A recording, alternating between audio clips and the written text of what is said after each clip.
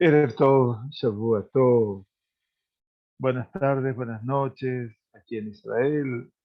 Buena semana y por sobre todas las cosas ya en la víspera de Rosh Chodesh Kislev. Mañana, si Dios quiere, Yom Hamishi, el día jueves a la noche, comenzará este maravilloso mes de Kislev, como todos los meses, con la impronta particular de ser un mes que nos regale, ante todo y por sobre todas las cosas, la posibilidad de unirnos al tiempo celebratorios, en particular de Hanukkah. Les damos la bienvenida. Nuestro estudio va a ser por la Refuah Shlema de la señora Etelkat Bat Abraham, por la Refuah Shlema que hacemos con tefilá cotidiana de la señora Mati Tamar Bat Abraham, que Kadosh Baruj Hu le envía Refuah Shlema, y por todos los enfermos y enfermas de Am Israel que necesiten una curación completa y que Kadosh Baruj Hu les dé verdaderamente una buena salud y una buena recuperación. Perashat Toledot es un desafío a la imaginación, es un desafío a la educación, es un desafío a todos los eventos que recorren y recogen tantos y tantos años de exégesis en el seno del pueblo de Israel. A veces uno se siente culpable, perdonen la definición, porque nos estamos reduciendo a a, una, a un comentarista solamente, y a veces la riqueza de los comentaristas abarca mucho más el escenario de uno solo. Este año decidimos comenzar, por lo menos el Humash de Bereshit, con el Rabino Meir Simchadeddin Acohen, el Meshech Chochmah, porque también queríamos abrevar de sus conocimientos. Pero este año haremos una tarea educativa de comentaristas de Parshanim, e iremos pasando de libro en libro y por comentarista en comentarista. Ve'ele Toledot Yitzhak ben Abraham, Abraham Olid Yitzhak. Esa es la temática con la que comienza nuestra perashá. Y el nombre Toledot es un nombre maravilloso porque habla de genealogía, habla de nacimientos, habla de Yeludá, de niños, y fundamentalmente habla de continuidad. Cuando Abraham vino, todavía está vivo, recibiendo a sus nietos en esta perashá, uno llamado Esav y el otro llamado Jacob. En última instancia, Jacob ve continuarse la promesa del Creador. Y qué bueno es que nosotros, los seres humanos, podamos sentir que la promesa del Creador se hace presente también en nuestra vida. Y así es como el Kadosh Baruj Hu le regala al Abraham Avinu la posibilidad de verse continuado no solamente en la magnitud de su hijo Isaac, sino y por sobre todas las cosas en la secuencia de Jacob, su nieto, a nivel espiritual. Isaac será otra historia, otro relato, otras condiciones, porque son muy diferentes. Lo primero que aparece en esta perashá es el valor intrínseco de la plegaria. Esa plegaria que representa el sentido más genuino del ser humano y que Abraham Avinu nos instó a aprender la plegaria matutina. Con Itzhak aprendimos la semana pasada, Vayetze Itzhak Lesuah Basadel Ifnut Arev, que salió a meditar en el campo antes del atardecer. Nos regaló la Sagrada Torá el aprender que con Itzhak estaríamos abrazándonos a la plegaria de Minha, esa plegaria que su nombre mismo es un regalo. Minha es Mataná. Y por cierto, la semana próxima, con Vayetze, estaremos acudiendo a como Jacob, el descendiente del descendiente, el Benó de Abraham, está instalando en nosotros la tefilá de antes. Pero, ¿a qué plegaria nos estamos remitiendo en este escenario? Vayetar Itzhak la Hashem lenoja Cristo. La Sagrada Torá nos dice, Vayetar Itzhak, Vayetar se refiere al concepto de la plegaria, y enseguida voy a explicar de qué se trata el concepto. Vaye'etar Yitzhak a Hashem lenoja Hishto, frente a su esposa. Esto quiere decir que Yitzhak sabe que hay una realidad que debe enfrentar y que es en este momento la infertilidad de Rivka. Y por lo tanto está pidiendo por ella, está pidiendo por esa mujer que resultó ser una promesa y que de la promesa llegará, Dios mediante, también a la concreción de un nuevo hogar. Vaye'etar, el verbo la'ator, es un verbo que difícilmente conozcamos en su plenitud, pero que representa el sentido primero y último de la tefilá. No dice el verbo que nosotros conocemos, dice vaye'etar, no dice va'itpalel. Y el vaye'etar, obviamente, representa un pedido que va, que va y que va, que sale del hombre con esa búsqueda constante del querer ser correspondido. Vaye'etar Yitzhak. Y como se le responde desde los cielos, Vaye'ater lo, Elohim. Vaye'ater. Él elevó su plegaria con esa súplica, con ese deseo, y también del cielo viene la respuesta en identidad. Vaye'ater lo. Y también el Todopoderoso le correspondió con su plegaria. Dice el Meshech Chochmah, Vaye'atar Yitzhak la Hashem le enoja Cristo. Esto que elevó su súplica y su plegaria frente a su mujer. El Meshech Chochmah dice que ese enoja frente a su mujer debe ser interpretado como lo hizo el Rashbam. Rashbam es Rabbi Shemuel ben Meir, que no es nada más y nada menos que uno de los nietos de Rashi, del conspicuo sabio bíblico, de la tradición exegética bíblica. Y entonces el Rashbam dice, Bishvilisto, Yitzhak eleva su plegaria para con su mujer. Bishvil, por ella. ¿Por qué dice esto? Dice Meshech Chochmah, porque él estaba seguro, Sheiel Ozera, él estaba seguro que habría de tener descendencia. Y así como le dijo a Shemit Baraja a Abraham, citando ya Perashiot pasadas, dos Perashiot atrás, Pekarata et Shemo Yitzhak. Cuando tengas ese hijo, llamarás su nombre Yitzhak. Y allí le dijo Hashem a Abraham, Vahakimoti et Beriti ito. Y habré de cumplir mi pacto con él. Y termina el versículo, les zar'o aharab. Quiere decir que específicamente, dice el Meshech Chochmah, a Kadosh Baruj Hu le dijo a Abraham, y Abraham, por supuesto, se lo transmitió a su hijo, ya que vivió después del nacimiento de Isaac otros 75 fecundos años. De una u otra manera, logró transmitirle a su hijo que la promesa del Creador no fue tan solo para con Abraham, su padre, sino para con su descendencia. ¿Con quién? Con Mamash, con Isaac. Y por eso habré de cumplir mi pacto contigo, como dice el texto de la Sagrada Torah, Ulezaró a Haram, y a su descendencia en pos de él. Por lo tanto, dice el Meshech Chochmah, citando al Rashbam, que Yitzhak rezaba por su mujer, porque él estaba seguro que tendría descendencia. Rak dice, podría ser, Sheitajen, Sheyolid, Meisha Ajeret. También podría haber ocurrido, como le pasó a su padre, originalmente, que esa descendencia a la cual se hablaba, tal vez fuese de otra mujer.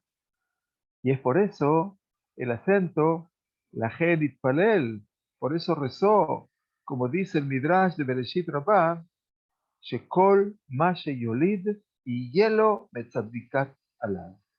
Qué maravilloso. Dice, por eso, ante la alternativa que tuvo que recordar de las vivencias de su padre, dice el Midrash Rabbah, Yitzhak reza, no solamente pide por una descendencia, sino que pide que todo lo que aquello que van a hacer, Sheyolid, que él dé a luz, sea de esa mujer tan justa, tan piadosa.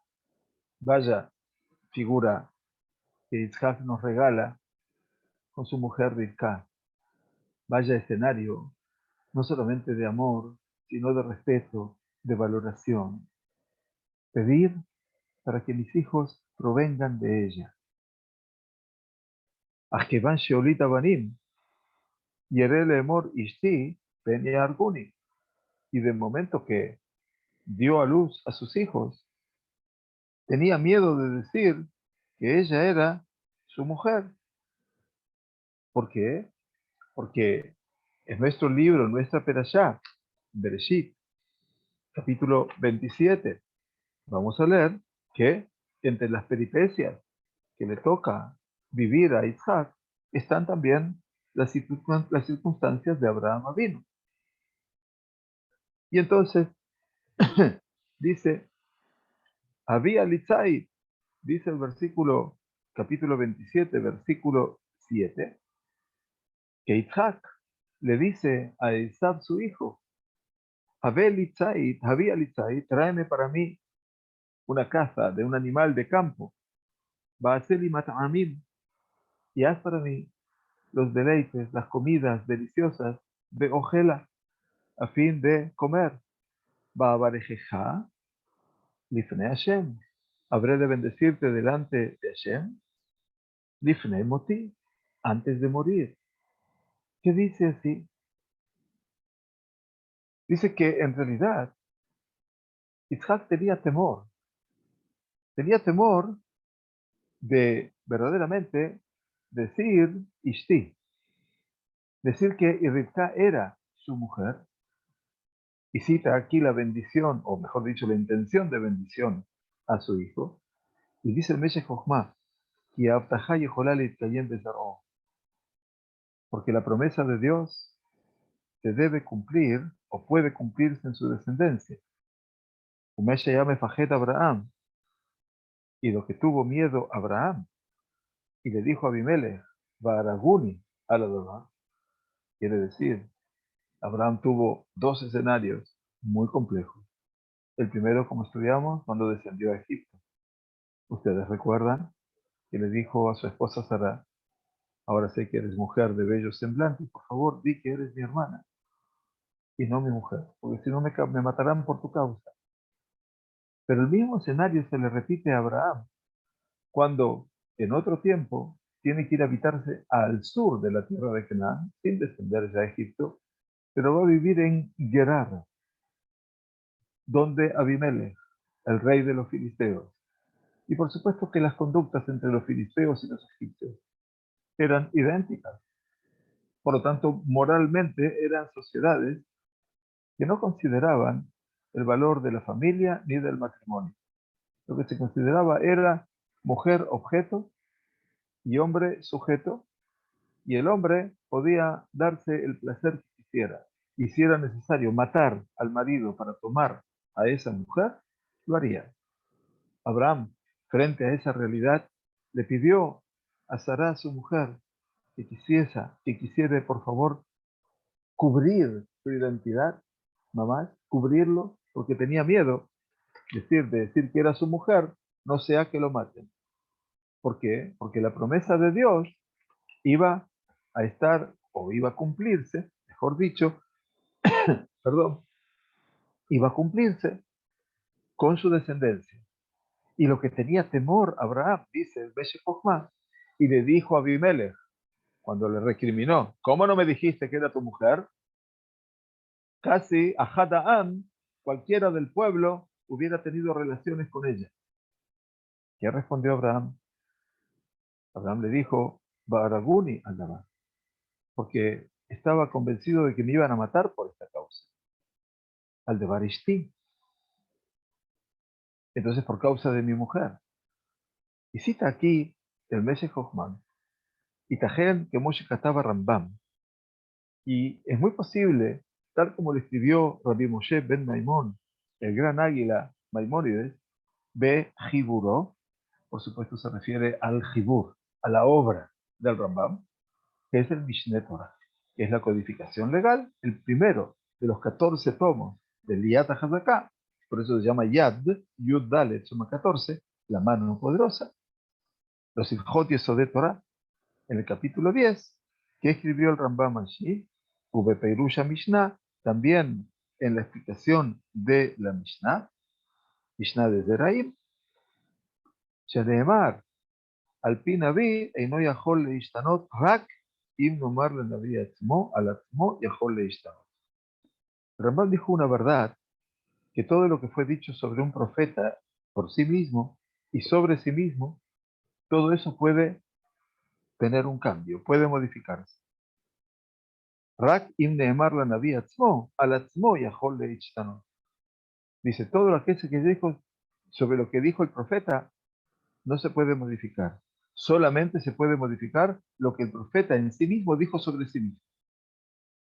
Quiere decir, para que no surja a partir de esto un antagonismo con respecto a lo que ha dicho el profeta. Por eso Abraham, Shelo beatzmo neemar, por eso en Abraham, que no por su causa, fue, fue dicho, perdón, la tos no me abandona en este momento, dice, Abalsarai Teja, yo le de Tejabé. Abraham en esa profecía le fue dicho, pero tu mujer Sara habrá de tener un hijo, habrá de dar a luz un hijo para ti. Entonces, haré neemarlo, mi pi naví. Por lo tanto, todo fue a partir de que de una profecía. Y por lo tanto no se puede esa profecía ahora modificarse para que no queden dudas en la profecía de Abraham, su padre.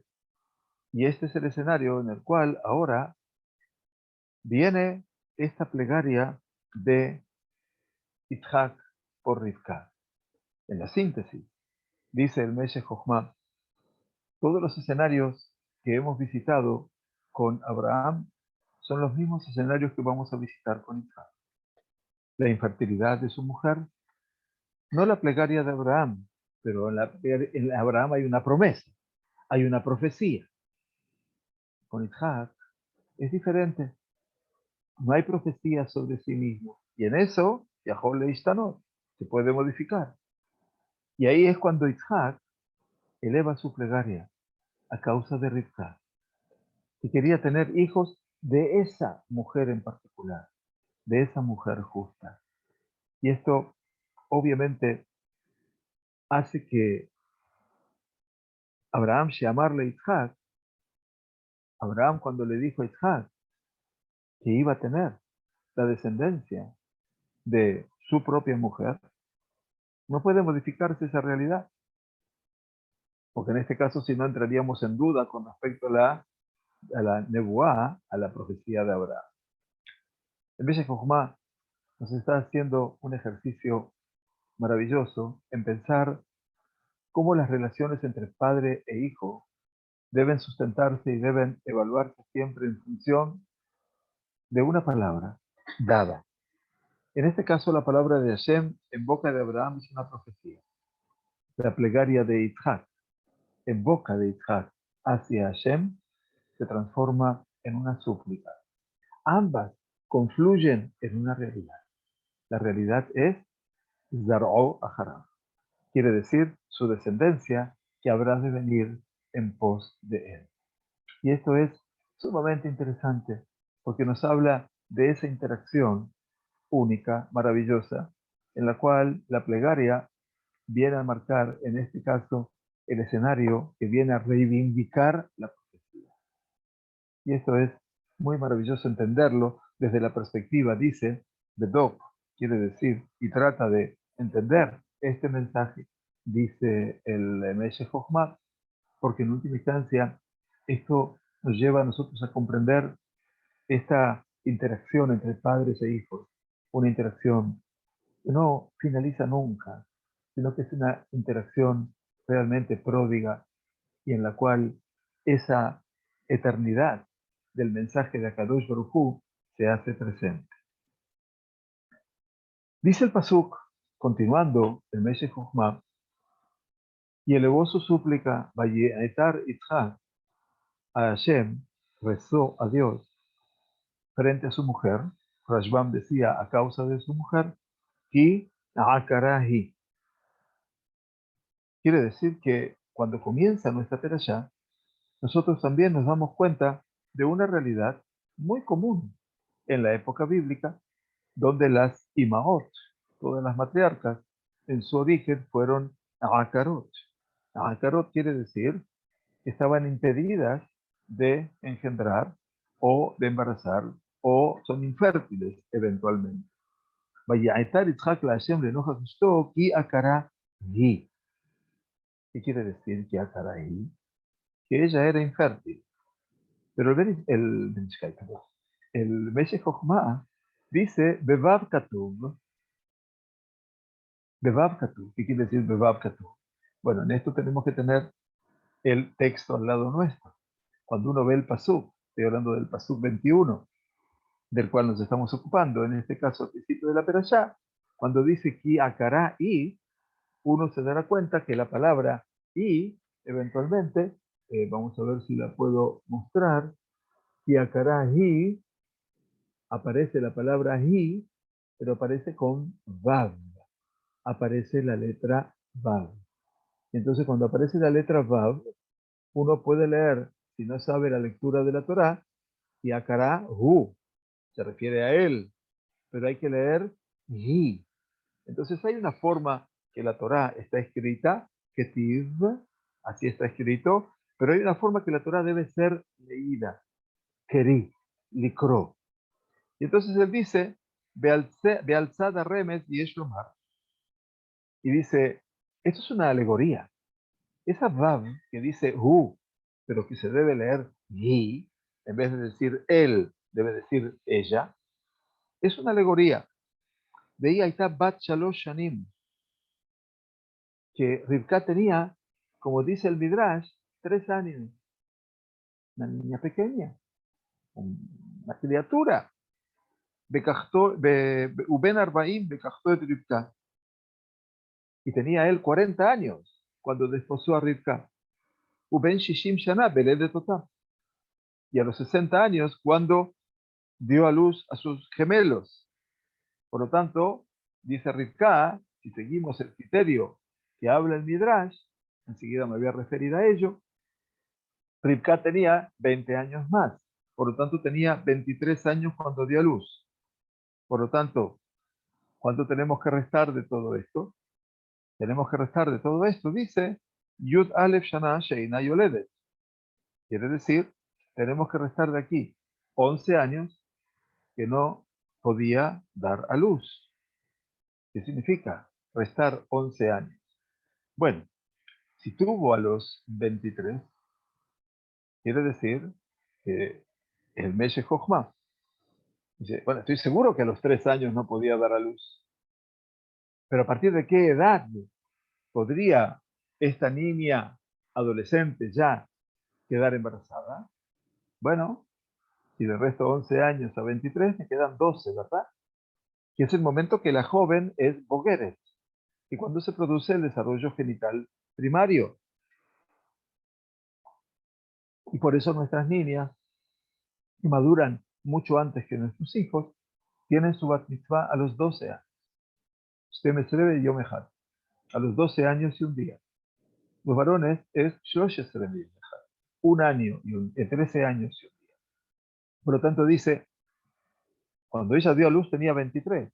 Si tú le restas ahora los 11 años que no podía dar a luz, todo esto lo dice basado en la Gemara de Yevamot, por supuesto, la Gemara del Talmud Babli de Yevamot, de Inken lo Aita Akara.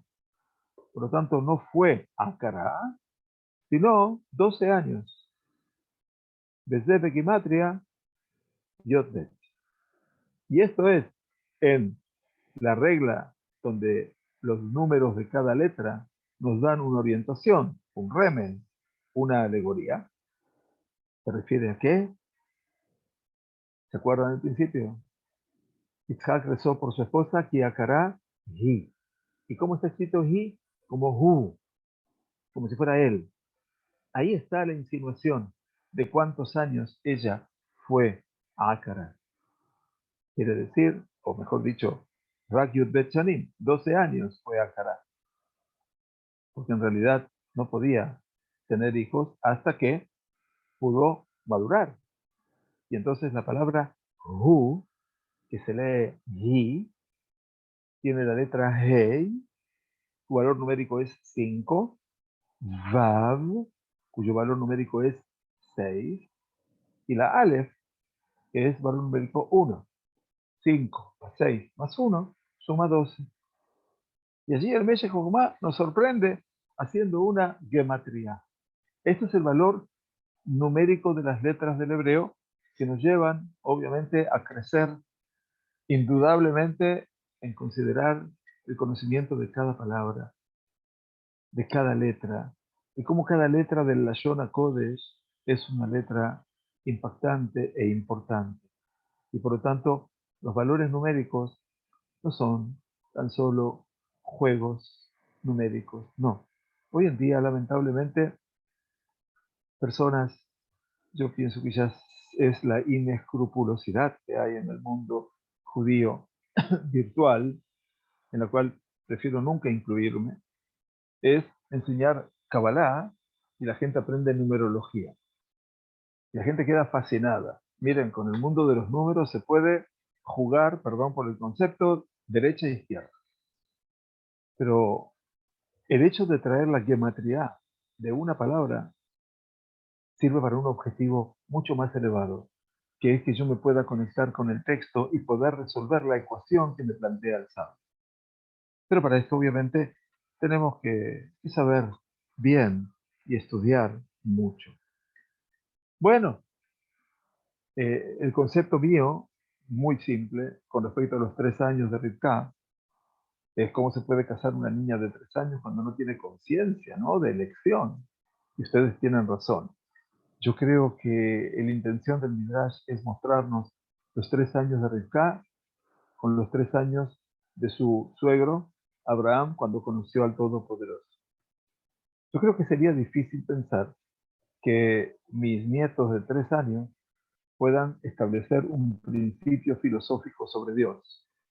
Pero no me cabe duda que el esfuerzo de sus padres y el esfuerzo pequeño nuestro como abuelos de cantar el kiddush, de bendecir el pan, de cantar una canción de Shabbat, a pesar de que ellos todavía no saben leer y toman el libro y lo leen, es introducirlos en esa emuná, en esa fe nata. El hecho de que empezamos en esa educación tan simple, tan genuina, tan maravillosa a la edad de 3 años, uno diría, bueno, pero hay que esperar un poquito más, que el chico crezca, que vaya a la escuela, que empiece a hablar, que empiece a escribir. No, no nos olvidemos. La educación temprana empieza para las mamás desde el vientre, desde el útero materno. Allí empieza la educación. Y por supuesto todo lo que la mamá pueda generar dentro de sí, allí se verá en esa criatura que nace. Su sensibilidad a lo que es Torah, a lo que es Ahavat Hashem, pasa por la mamá. Seguramente pasa por la mamá. Ese hijo o esa hija internalizan primero la figura materna, no solamente por el pecho materno, sino también por todo el vínculo creativo y educativo. Mi incorporación como papá en la vida de mis hijos, si bien, por supuesto, yo quiero ser de la primera hora, la incorporación mental del papá llega un poco después. Rivka tenía 3 años, dice el Midrash. Mi lectura humilde es esa Rivka que venía de una familia muy compleja, familia de embaucadores, personas con artimañas que sabían engañar a todos, que sabían embaucar a todos.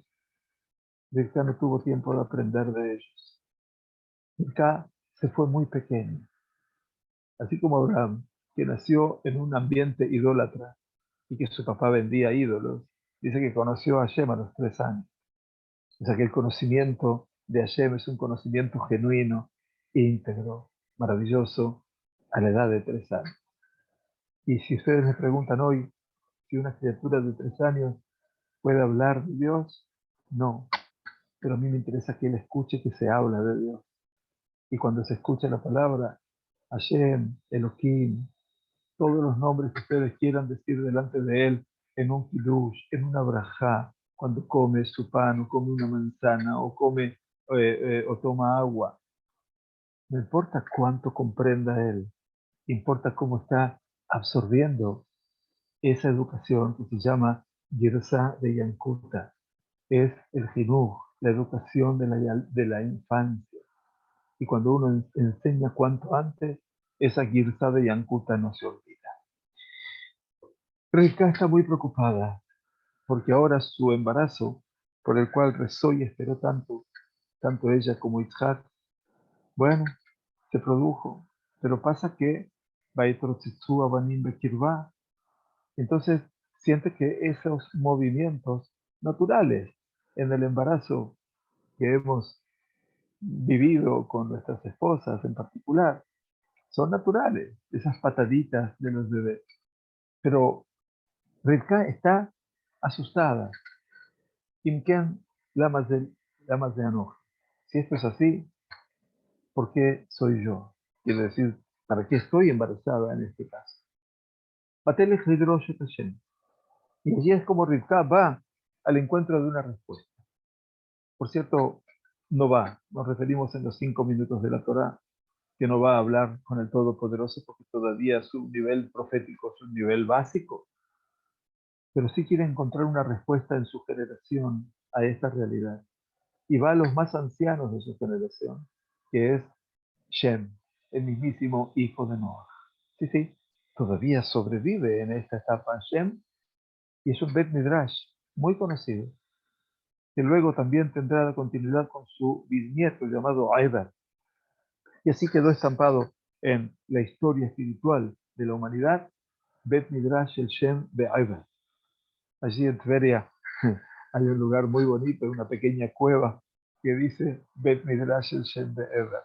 Algo que digo que es muy simpático porque aquí tú caminas por Israel y te encuentras con todo el relato, tanto aquel que puede ser una leyenda desde el punto de vista de los hechos que no figuran en la Torá, pero sí figura aquí cómo ella va a preguntarle a Shem. Entonces, cuando ella le pregunta, le dijo, Shem le responde, Bayomer dice Hashem la, en este caso el Todopoderoso, quiere decir Shem, traduciendo la profecía del Todopoderoso a Rivka, Sheme Goim Bebitneh, 2 pueblos habitan en tu vientre, Ushenele Umim, mi Meaich Yeparedu, y 2 naciones se habrán de separar de entre tus entrañas.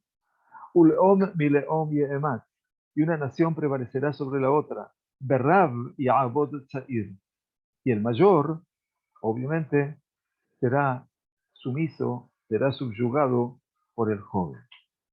Aquí también ustedes encontrarán otra forma que la Torá habla con respecto a Shene Goim. Yo no sé si voy a mostrar bien, pero si ustedes pueden ver allí la palabra Goim, esa palabra Goim, que quiere decir pueblos, tiene un circulito arriba de la palabra. Ese circulito dice que así es como se lee, pero en realidad en la Torá escrita está escrito de otra manera. Dice Katuv, dice, está escrito Gimel Yud Yud. ¿Lo llegan a ver? Gimel Yud Yud. Bueno, otro mensaje más de la Torá, entre estas letras que son o mayores o menores. Shene Goim Bebitnech, dice el Midrash, Shene, dice la Torá, Geim Bebitnech. ¿Qué significa Geim? 2 personas muy orgullosas. Y aquí hay un aprendizaje histórico. Orgullosas quiere decir que detentan el poder.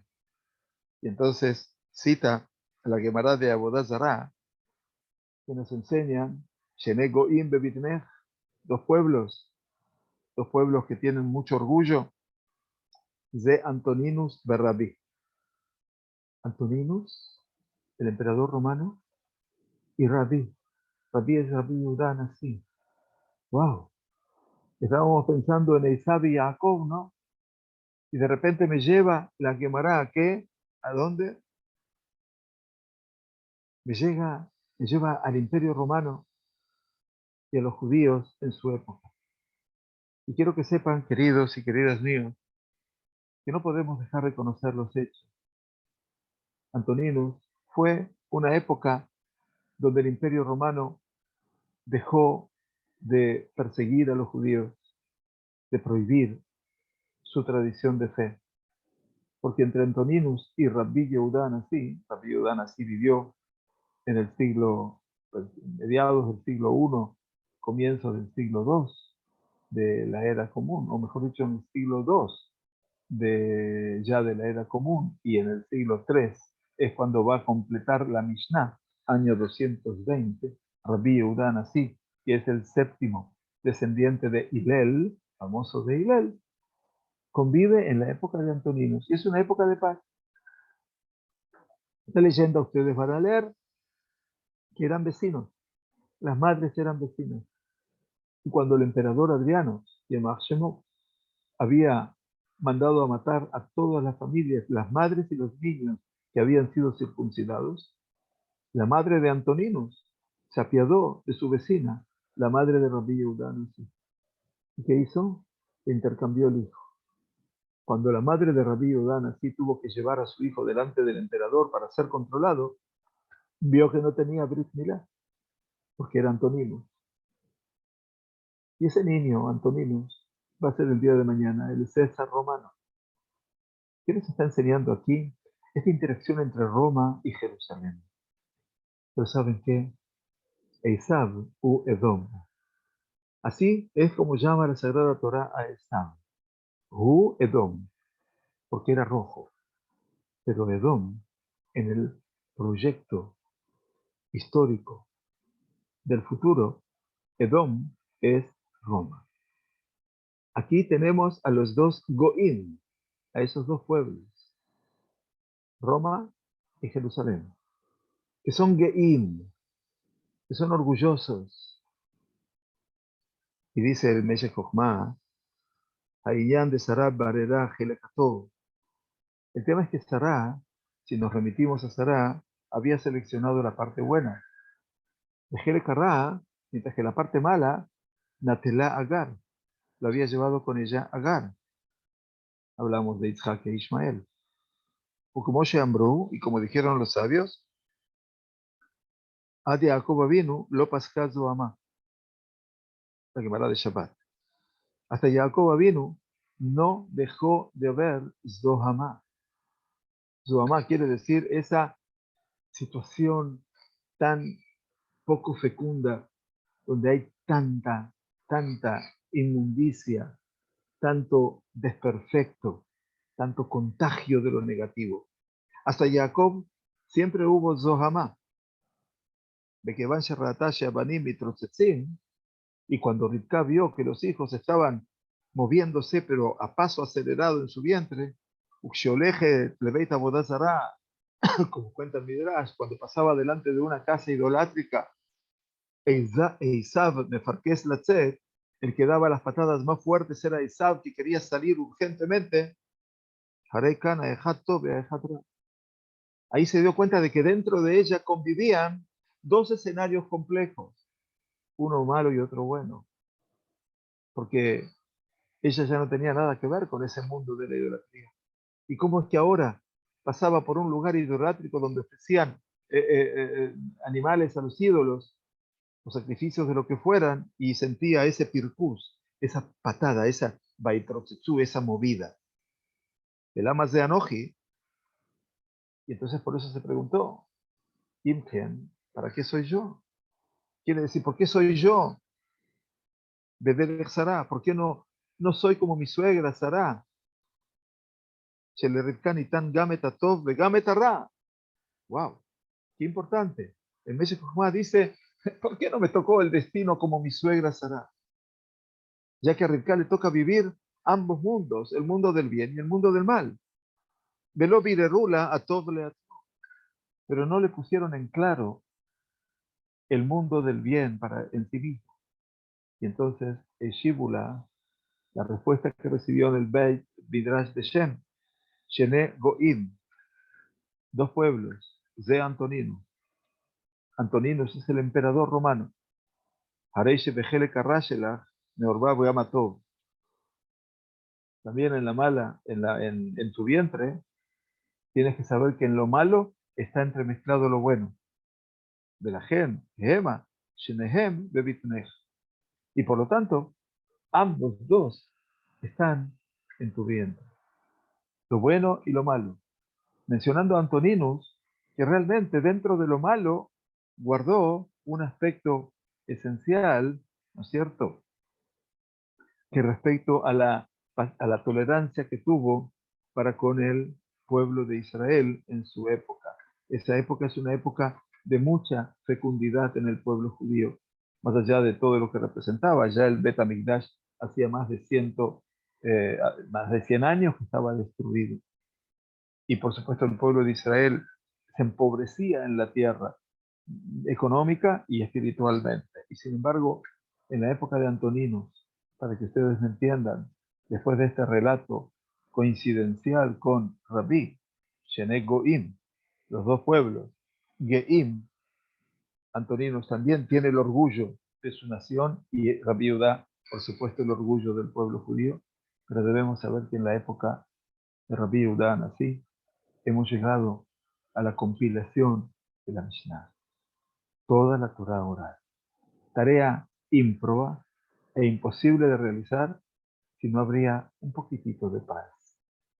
Y eso se lo debemos a ese Antonino, a esa lealtad con Rabbi Yehuda Anasí. Y por cierto, bueno, el ideal sería que los caminos entre Esav y Jacob, de ese vientre materno y después, pudieran ser caminos solidarios. El relato bíblico no nos muestra tanta solidaridad. El relato de los Jajamim en la Torah oral habla de un odio infernal por parte de Esab, pero sabemos que la expectativa a futuro es Be'alu Moshin Be'al Zion Ishpot et Esab. Cada mañana nosotros decimos en la tefilá, habrán de subir los salvadores del monte de Sion a juzgar el monte de Esab. Be'aitá la Shema Melujá. En aquel día será Dios el rey. No tenemos ya el conflicto Roma-Jerusalén. El conflicto de Roma y Jerusalén es la Iglesia Católica y el mundo judío. Esos son los dos mundos a confrontar en la tefilá, en los hechos que marca la Sagrada Torá. El Islam no formaría parte de esa realidad. Ismael quedó por fuera. Las circunstancias históricas, por cierto, son otras, pero no les quepa duda, que aquí podemos sumergirnos en un mar de conocimientos. El Meshech Chochmah nos ha abierto las puertas tanto del cielo como de la tierra una vez más. Gracias por acompañarnos. Hemos cambiado el día por distintas ocupaciones que acontecen en la semana, como les decía.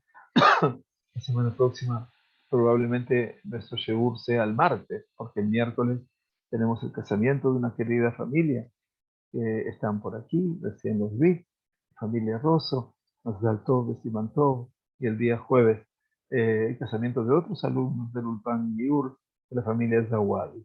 Por lo tanto, desde Hashem estudiaremos Perashat Shavua también el día martes, un día más en la semana. Gracias por acompañarnos, Tiskul Shanim Rabot.